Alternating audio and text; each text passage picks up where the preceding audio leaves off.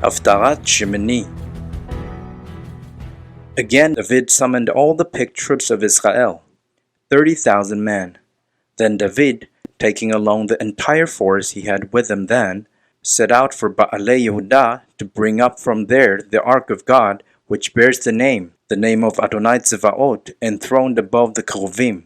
They set the ark of God on a new cart and brought it out of the house of Avinadav on the hill, with Uzzah and Achio, the sons of Avinadav, driving the new cart. They led it from the house of Avinadav on the hill with the ark of God. Achio walked in front of the ark. David and the whole house of Israel celebrated in the presence of Adonai with all kinds of musical instruments made of cypress wood, including lyres, lutes, tambourines, rattles, and cymbals.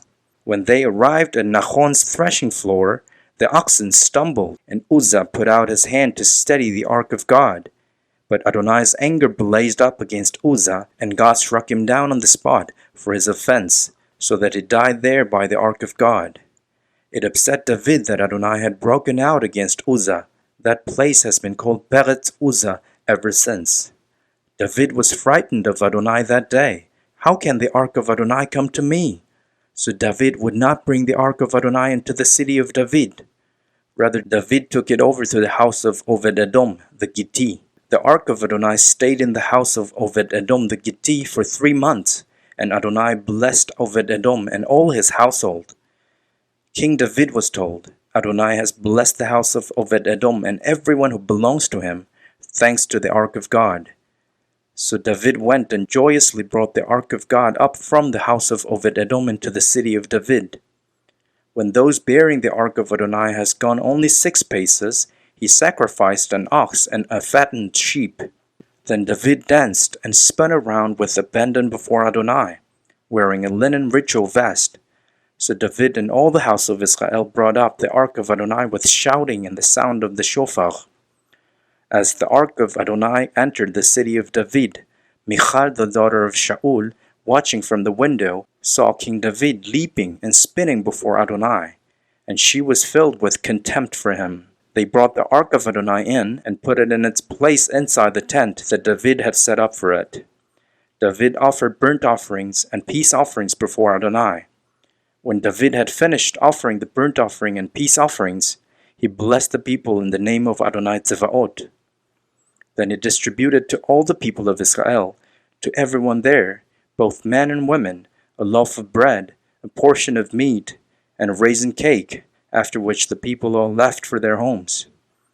When David returned to bless his household, Michal, the daughter of Shaul, came out to meet him and said, Such honor the king of Israel earned for himself today, exposing himself before his servants' slave girls like some vulgar exhibitionists. David answered Michal, In the presence of Adonai, who chose me over your father and over everyone in his family to make me chief over Adonai's people, over Israel, I will celebrate in the presence of Adonai. I will make myself still more contemptible than that, and I will be humiliated in my own eyes. But those slave girls you mentioned will honor me. Michal, the daughter of Shaul, remained childless until the day she died. After the king had been living in his palace a while, and Adonai had given him rest from all his surrounding enemies, the king said to Nathan the prophet, Here, I'm living in a cedar wood palace, but the ark of God is kept in a tent. Nathan said to the king, Go, do everything that is in your heart, for Adonai is with you. But that same night, the word of Adonai came to Nathan. Go and tell my servant David that this is what Adonai says. You're going to build me a house to live in? Since the day I brought the people of Israel out of Egypt until today, I never lived in a house. Rather, I traveled in a tent and a tabernacle. Everywhere I traveled with all the people of Israel, did I ever speak a word to any of the tribes of Israel, whom I ordered to shepherd my people Israel, asking, Why haven't you built me a cedar wood house? Therefore, say this to my servant David, that this is what Adonai Tzevaot says. I took you from the sheep yards, from following the sheep, to make you chief over my people, over Israel. I have been with you wherever you went. I have destroyed all your enemies ahead of you, and I am making your reputation great, like the reputations of the greatest people on earth. I will assign a place to my people Israel. I will plant them there so that they can live in their own place without being disturbed anymore. The wicked will no longer oppress them as they did at the beginning, and as they did from the time I ordered judges to be over my people Israel. Instead, I will give you rest from all your enemies. Moreover, Adonai tells you that Adonai will make you a house. When your days come to an end and you sleep with your ancestors, I will establish one of your descendants to succeed you, one of your own flesh and blood, and I will set up his rulership. He will build a house for my name, and I will establish his royal throne forever. I will be a father for him, and he will be a son for me. If he does something wrong, I will punish him with a rod and blows, just as everyone gets punished.